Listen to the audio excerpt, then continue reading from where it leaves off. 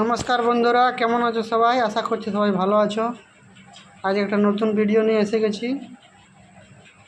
Mixing মশলা বানাবো আজকে। এটা হচ্ছে কস্তুরি মেথি পাতা, এটা হচ্ছে লং, দারচিনি, এটা গোলকি, জিরা, সবগুলো গোটা গোটে যেগুলো বলছি। আর এটা হচ্ছে জোয়াইন, এলাচ, আর এটা হচ্ছে ময়রি, আর এটা যে হলুদটা গুঁড়ো করে রেখেছি আগে থেকে। এই সবগুলো মশলা কড়াইয়ের মধ্যে ভাজবো, তারপরে মিক্সারে পিসবো, তারপরে ঘরে ব্যবহার করবো।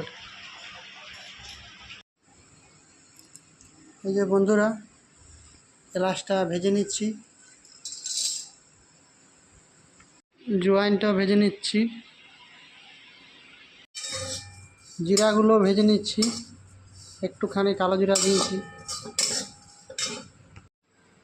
লংগুলো ভেজে নিচ্ছি, নেড়ে নিচ্ছি হালকা হালকা করে। এই দারচিনিগুলো ভেজে নিচ্ছি, নেড়ে নিচ্ছি হালকা হালকা করে। গোলকিগুলো ভেজে নিচ্ছি, হালকা হালকা করে নেড়ে নিচ্ছি।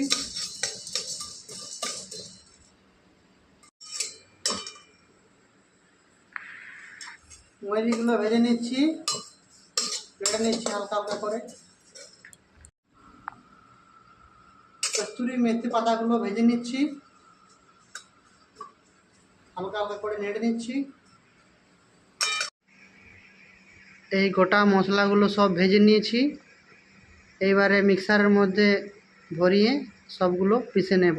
এগুলো ভেজে নিয়েছি, এবারে মিক্সারের মধ্যে ভরে নিচ্ছি সব।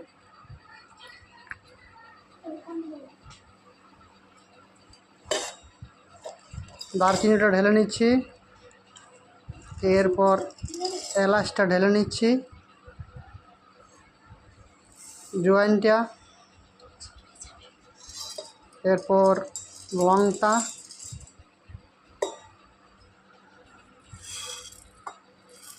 গোলকিগুলো, ময়রিটা,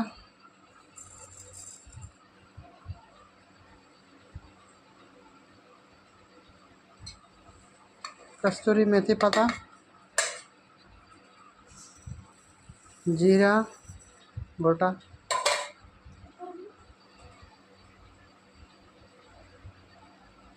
হলুদ গুঁড়ো ঢেলে নিচ্ছে, আগে গুঁড়োনো ছিল এটা। দেখুন সবগুলো মিশছে মিক্সারের মধ্যে। দেখুন পিষানো হয়ে গেছে, ঢেলে নিচ্ছি।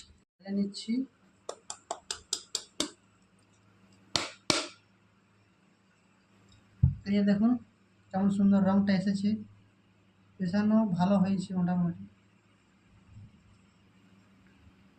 আপনারাও ঘরে এমনি মশলা পিষিয়ে ঘরে ব্যবহার করতে পারেন। ভিডিও যদি ভালো লাগে লাইক, কমেন্ট আর সাবস্ক্রাইব করবেন। নমস্কার, ধন্যবাদ। আবার কোনো নতুন ভিডিও নিয়ে আসবো।